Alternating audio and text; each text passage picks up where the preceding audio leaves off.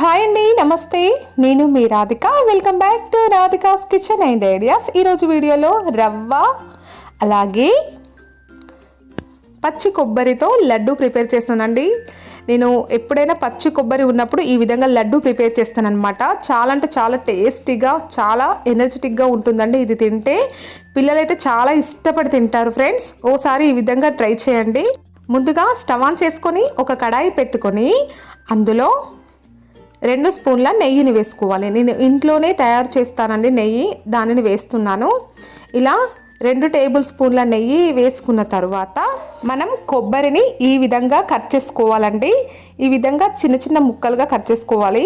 పచ్చి కొబ్బరి ప్లేస్లో ఎండు కొబ్బరి వేస్తేనైతే టేస్ట్ అయితే అస్సలు రాదు ఫ్రెండ్స్. పచ్చి కొబ్బరి మాత్రమే వేసుకోవాలి. పచ్చి కొబ్బరి కూడా ఈ విధంగా సన్నగా కట్ చేసుకోవాలి. ఇలా కట్ చేసుకున్న పచ్చి కొబ్బరిని ఈ నెయ్యిలో వేసి మీడియం టు హై ఫ్లేమ్లో పెట్టుకుంటూ మనం వీటిని మంచి గోల్డెన్ బ్రౌన్ కలర్లోకి వచ్చేంత వరకు వేయించుకోవాలి. చూసారు కదా, ఇలా రావాలన్నమాట. ఇలా కమ్మటి వాసన వస్తుంది. ఇక్కడ ఇలా పచ్చి కొబ్బరిని వేయించుకున్న తరువాత మనం 1 కప్ పచ్చి కొబ్బరి తీసుకున్నాం కదా, అలాగే 1 కప్ రవ్వ తీసుకుంటున్నాను. ఉప్మా రవ్వ, బొంబాయి రవ్వ, సూజీ అంటారు కదా, అదే అన్నమాట. ఇలా రవ్వను తీసుకొని ఇందులోనే వేసుకొని దీనిని కూడా వేయించుకోవాలి. ఇవి 2 మంచిగా నేతిలో వేగి కమ్మటి వాసన వచ్చేంత వరకు మనం వీటిని మంటని లో ఫ్లేమ్లో పెట్టుకొని వేయించుకోవాలి. చూసారు కదా, ఇలా రావాలన్నమాట. పొడి పొడిగా ఇలా వచ్చేంత వరకు మనం దీనిని వేయించుకోవాలి. ఇలా వేగిపోయిన తరువాత ఇందులోనే 1/2 కప్పు చక్కెర వేసుకోవాలి. చక్కెరకు బదులుగా బెల్లం కూడా వాడచ్చండి. చాలా అంటే చాలా కమ్మగా ఉంటాయి. ఒకసారి ట్రై చేయండి ఫ్రెండ్స్. ఇలా చక్కెర కొంచెం వేడెక్కిన తర్వాత ఇందులో పిల్లలకైనా పెద్దవాళ్ళకైనా ఈ లడ్డు అయితే సూపర్గా నచ్చేస్తుంది ఫ్రెండ్స్. ఒకసారి మీరు ఇంట్లో ట్రై చేసి ఇవ్వండి. ఖచ్చితంగా మీకు కాంప్లిమెంట్స్ అయితే వచ్చేస్తాయి. ఇందులో షుగర్ ఎంత వేసుకున్నామో అంతే క్వాంటిటీతో పాలు వేసుకోవాలి. చక్కెర ఎక్కువ తినేవాళ్ళు ఎక్కువగా వేసుకోండి. అలాగే ఇందులో ఏలకుల పౌడర్ని కూడా వేసుకొని ఇదంతా ఇందులో మెల్ట్ అయ్యేంత వరకు కలుపుతూనే ఉండాలి. మనకు చక్కెర కొంచెం కొంచెంగా మెల్ట్ అవుతూ ఉంటుందన్నమాట. ఇందులో